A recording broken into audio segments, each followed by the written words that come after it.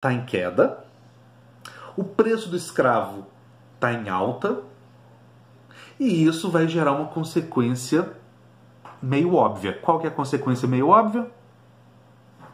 Os senhores de engenho passam a contratar esses caras que a gente vai chamar de bandeirantes. O que são os bandeirantes?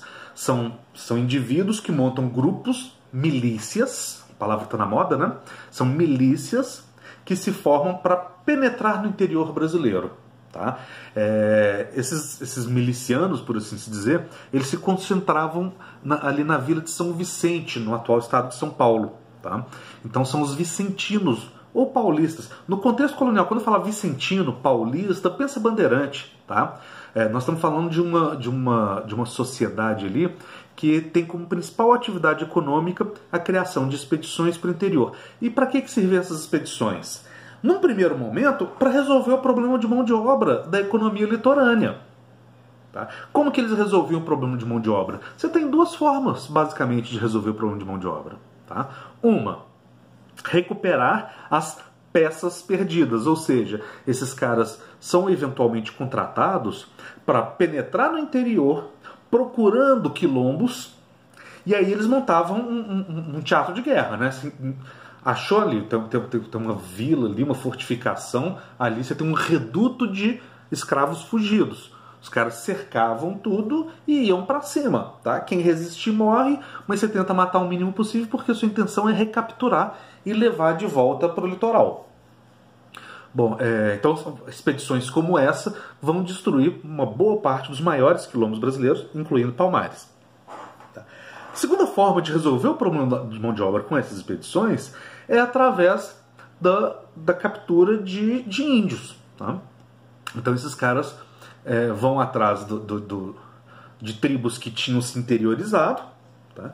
Vão cercar a tribo, vão tentar capturar todo mundo. Aí nesse processo, além de capturar principalmente os homens, tá? Você tem um processo de violência contra as mulheres. Tá? Então é um período que você tem muito caso de estupro. Curiosamente, parte desses bandeirantes eram filhos de estupros, ou seja, eles não eram 100% europeus, não eram portugueses, tá? Eles eram descendentes de indígenas que haviam sido estupradas por portugueses. Tudo bem? Então é muito comum, já vi várias questões de vestibular que destacam justamente essa questão étnica. Então, quem são os bandeirantes? A maior parte deles são miscigenados. Isso faz, inclusive, porque o venho português estupra a indígena, ele não vai adotar a criança na maior parte das vezes.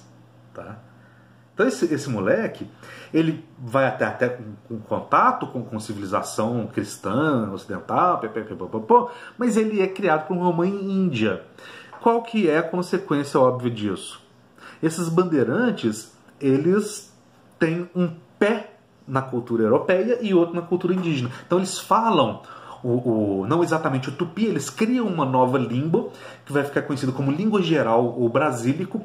Essa língua geral, ela sobrevive até o início do século XX. Tá? No finalzinho do século XIX era muito comum se escutar, eu não escutava porque eu não estava vivo ainda, mas pelos relatos, principalmente da literatura, era comum se escutar a língua geral na vila de São Paulo ainda. Tá? Mais tarde há um esforço para a unificação linguística e para acabar com... Aliás, desde o período pombalino, o Marquês de Pombal tentou extinguir a língua geral, extinguir o brasílico, não conseguiu completamente. Ele vai sobreviver em pequenos redutos, principalmente em São Paulo, e depois acaba. Essa língua geral vai ser muito utilizada pelos jesuítas, mas ela foi criada pelos bandeirantes. Tá? Para além da questão da linguística, aliás, deixa eu só abrir um parêntese aqui muito interessante. Quando a gente fala dessa língua geral, no início do século XX, você tem um autor ali muito importante na literatura brasileira, que é o Lima Barreto. Lima Barreto tem um livro que, se vocês não leram, leiam, mas mesmo que não leu, já vou falar, que é O Triste Fim de Policarpo Quaresma. Numa das primeiras cenas, eu não me recordo se é a primeira, uma das primeiras cenas, o Policarpo Quaresma está na Assembleia do Rio de Janeiro, defendendo diante dos vereadores ali, ou dos deputados, não lembro, tá? Que o Brasil deveria abandonar o português, uma vez que ele tinha uma língua própria. E essa língua própria é o brasílico, é a língua geral. Tá? Então ele faz uma defesa ali da adoção.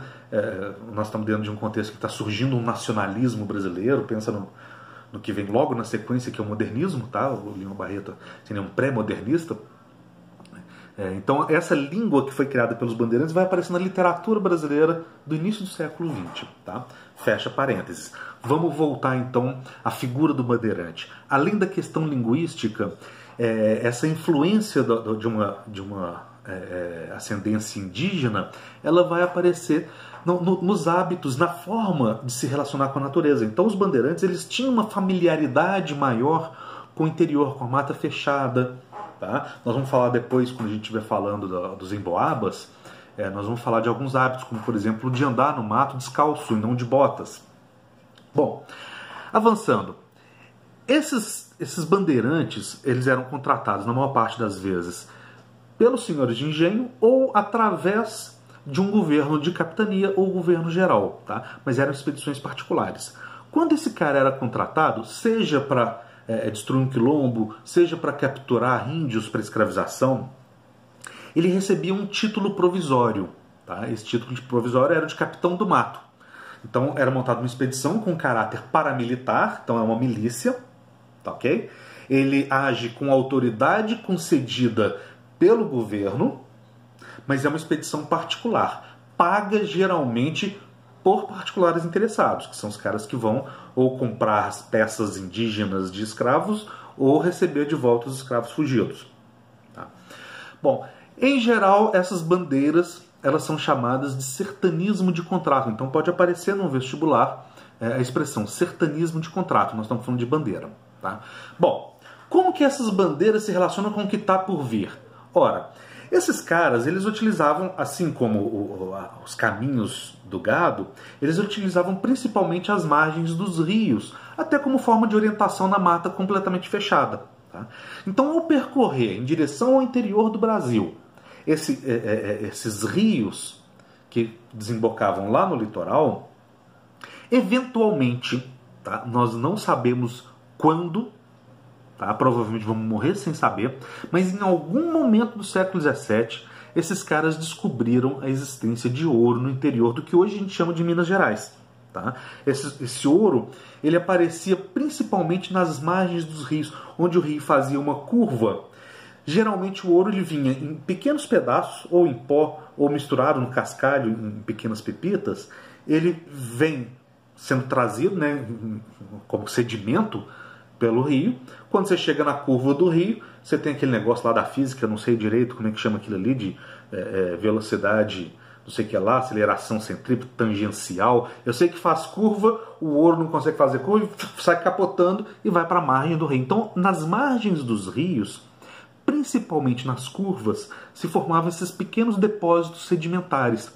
Quando os caras vinham caminhando, seguindo a margem do rio, o reflexo do sol batia nesses depósitos sedimentares e vinha aquela luz, tá? Parecendo um fogo. Tá? Por isso eles eram chamados de faisqueiros, era uma faísca que eles viam e que aquela faísca, aquela luminosidade do reflexo do sol indicava a existência de ouro. Então esse ouro, né, que é o chamado de ouro de aluvião, ele foi a primeira forma de ouro encontrada no interior do Brasil. Tá? Já tinha sido encontrado ouro no litoral, na região de Santos, mas em pequena quantidade, tá? E acabou não gerando uma atividade mineradora de grande intensidade. Então esse ouro foi descoberto ali pelos bandeirantes, a gente não sabe exatamente quando, a gente não sabe por quanto tempo que eles mantiveram o segredo, porque é claro, se descobre ouro num lugar, você não vai sair contando para todo mundo, tá? Você vai guardar o segredo para você e toda vez que você for ali, você perguntando desse ouro. Mas é um segredo muito difícil de guardar por muito tempo. Então, em algum momento, lá para o final do século XIX, esse ouro ele começa a circular tanto na economia litorânea que, né, liga a luzinha dos caras. Oh, peraí, de onde que está vindo esse ouro? Como é que esses caras têm esse ouro em pó? De onde vem isso? Tá? Então, a informação de que o ouro vinha da região do que mais tarde a gente vai chamar de comarca do Rio das Velhas, próximo a Sabará, é uma informação que acaba chegando no governo geral. Tá? Então, no final do século XVII, por volta de 1696, o governo começa a organizar expedições, entradas, tá? Não são bandeiras, são entradas, começa a organizar expedições para confirmar a existência desse ouro. Tá? Então, já no início do século XVIII, já com o Estado entendendo que existe, opa, peraí, nós temos riquezas aqui que a gente está procurando tem 200 anos, então vamos nos apropriar dela. Então o governo começa a criar uma estrutura, de fato, para mineração mais sistemática. Tá? E é criada a Intendência das Minas, etc., que é um tema para daqui a 2 vídeos. Bom, no próximo vídeo nós vamos falar dos tratados territoriais que deram ao Brasil esse formato que nós temos hoje. Esses tratados começam em 1750, mas para entender bem o contexto a gente vai ter que voltar no final do século XVII, quando você tem esse processo aí de adentramento do interior, para a gente falar da colônia de Sacramento e dos 7 povos das missões. Então, até a próxima aula, façam exercícios, tá? E a gente se vê. Os próximos vídeos eu devo gravar amanhã, e aí eu já vou estar com uma camisa diferente. Para quem está curioso, é o Darth Vader, tá? Numa arte que remete à arte mexicana. E aqui embaixo, eu não vou mostrar não, mas aqui embaixo está escrito "Yo soy tu padre". Queridos, beijo para vocês.